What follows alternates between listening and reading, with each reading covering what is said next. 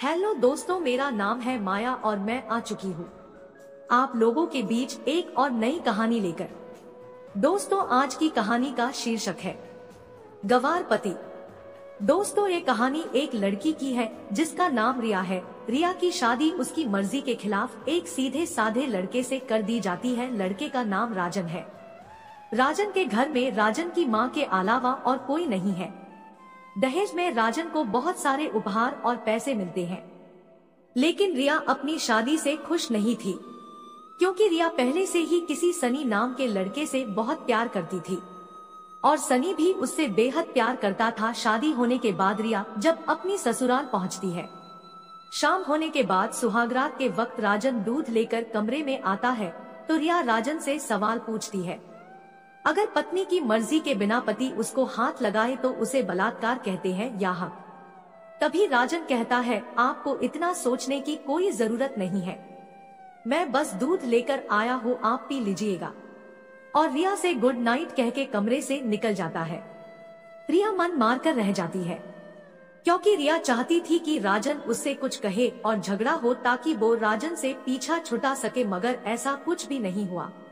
अब रिया हर रोज राजन से लड़ाई करने के नए नए बहाने ढूंढती और घर का कोई काम भी नहीं करती, बस पूरे दिन ऑनलाइन रहती और न जाने किस किस से बातें करती रहती। उधर राजन की माँ बिना किसी शिकायत के दिन भर चूल्हा चौका से लेकर घर का सारा काम करती और राजन से रिया की कोई भी शिकायत तक नहीं करती। राजन एक कंपनी में काम करता है और बहुत ही मेहनती और ईमानदार है। शादी को करीब 1 महीना बीत चुका था और अभी तक रिया और राजन एक भी बार साथ नहीं सोए थे। राजन बहुत ही शांत स्वभाव का है, इसलिए वह ज्यादा बातें नहीं करता, बस खाने के टाइम पर रिया से पूछ लेता, खाना मेरे साथ खाओगी या अपने कमरे में। रिया कोई जवाब नहीं देती तो राजन अपने कमरे में चला जाता। राजन की सोने से पहले डायरी लिखने की आदत थी, जो वह हर रात को लिखता था। रिया के पास एक स्कूटी थी। रिया हर रोज बाहर जाती और राजन के ऑफिस से लौटने से पहले वापस आ जाती। छुट्टी का दिन था, राजन भी घर पर ही था, तो रिया ने अच्छे भले खाने को गंदा कह के माँ को अपशब्द बोलकर खाना फेंक दिया, जिस पर राजन रिया से नाराज हो जाता है और रिया पर हाथ उठा देता है, मगर फिर भी राजन की माँ राजन को बहुत डांटती है। इधर रिया को बहाना चाहिए था झगड़े का, जो उसे मिल जाता है। वह पैर पटकती हुई स्कूटी लेकर निकल पड़ती है। रिया जो रोज घर से बाहर जाती थी, वह हर रोज सनी से मिलने जाती थी। रिया सनी के पास पहुंचकर कहती है, अब मैं एक पल भी उस घर में नहीं रह सकती, आज उस गंवार ने मुझ पर हाथ उठाया है। रिया राजन के सीधे स्वभाव की वजह से राजन को गंवार समझती थी। तभी सनी कहता है, अरे तुमसे तो मैं कब से कह रहा हूँ कि भाग चलो मेरे साथ कहीं दूर, मगर तुम हो कि आजकल पे लगी हो। तभी रिया कहती है, शादी के दिन मैं आई तो थी तुम्हारे पास, तुम ही ने तो लौटाया था मुझे। तभी सनी कहता है, खाली हाथ कहाँ तक भागेंगे हम दोनों, मैंने तो कहा था कि कुछ पैसे और गहने साथ ले लो, मगर तुम तो खाली हाथ आई थी। आखिर दूर किसी नई जगह पे जिंदगी नए सिरे से शुरू करने के लिए पैसों की जरूरत पड़ेगी। तब रिया बताती है, तुम्हारे और मेरे प्यार के बारे में जानकर मेरे घर वालों ने बैंक के पासबुक, ATM और मेरे गहने सब कुछ मुझसे ले लिया था, तो मैं क्या लाती अपने साथ, हम दोनों मेहनत करके कमा भी तो सकते थे। तभी सनी कहता है, हर चालाक इंसान पहले सोचता है और फिर कोई कदम उठाता है, खाली हाथ भागते तो ये इश्क का भूत 2 दिन में उतर जाता, समझी।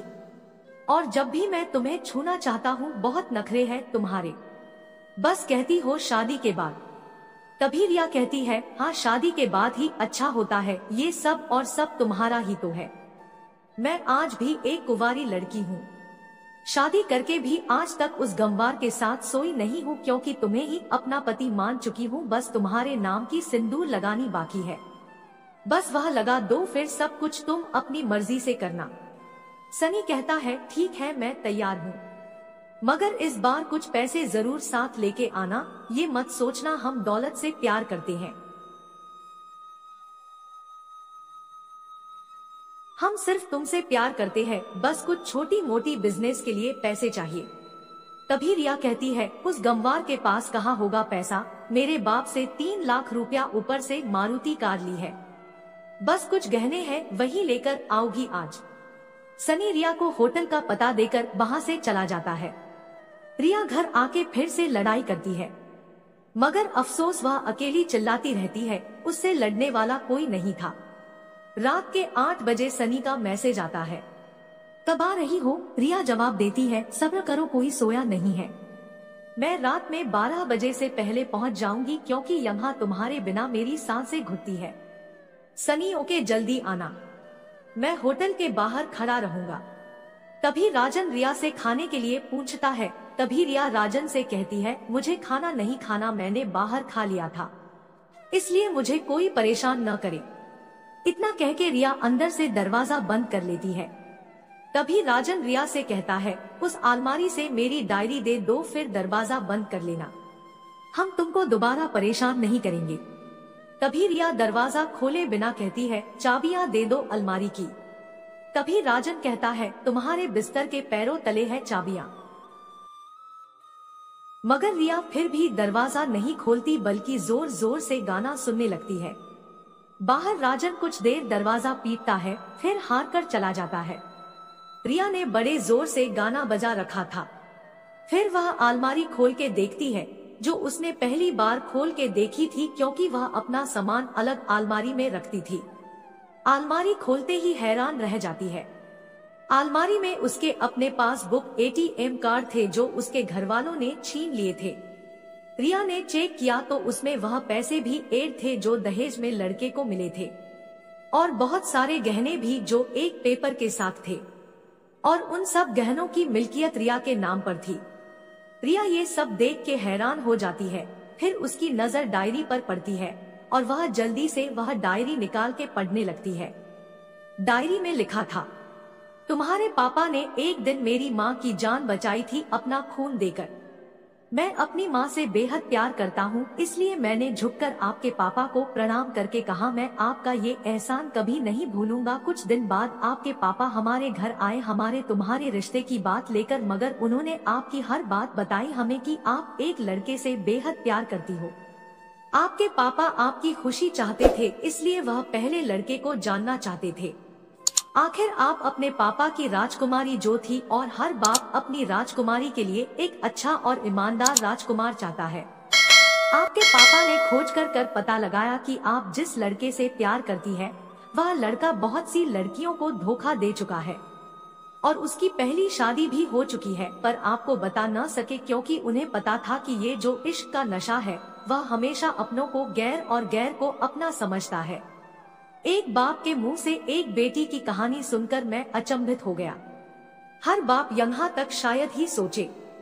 मुझे यकीन हो गया था कि एक अच्छा पति होने का सम्मान मिले न मिले, मगर एक दामाद होने की इज्जत मैं हमेशा पा सकता हूँ। मुझे दहेज में मिले सारे पैसे मैंने तुम्हारे अकाउंट में कर दिए हैं, और तुम्हारे घर से मिली गाड़ी आज भी तुम्हारे घर पे है, जो मैंने इसलिए भेजी ताकि जब तुम्हें मुझसे प्यार हो जाए तो साथ चलेंगे कहीं दूर घूमने। दहेज के नाम से नफरत है मुझे, क्योंकि मैंने दहेज में अपनी बहन और बाप को खोया है। मेरे पिता के अंतिम शब्द यही थे कि किसी बेटी के बाप से कभी 1 रुपया न लेना, मर्द हो तो कमा के खिलाना, तुम आजाद हो, कहीं भी जा सकती हो। डायरी के बीच पन्नों पर तलाक की पेपर है, जहां मैंने पहले ही साइन कर दिया है।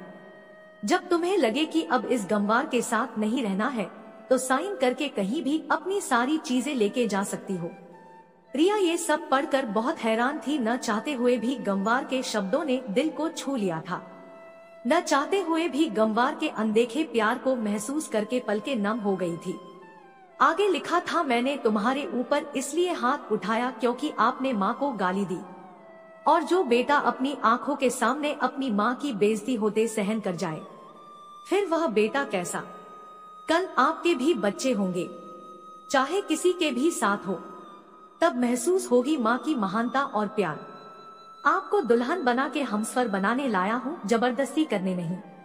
जब आपको हमसे प्यार हो जाएगा तो भरपूर वसूल कर लेंगे आपसे आपकी हर गुस्ताखी का बदला। अगर आप मेरी हुई तो बेपनाह मोहब्बत करेंगे, अगर किसी और की हुई तो आपके हक में दुआएं मांग लेंगे।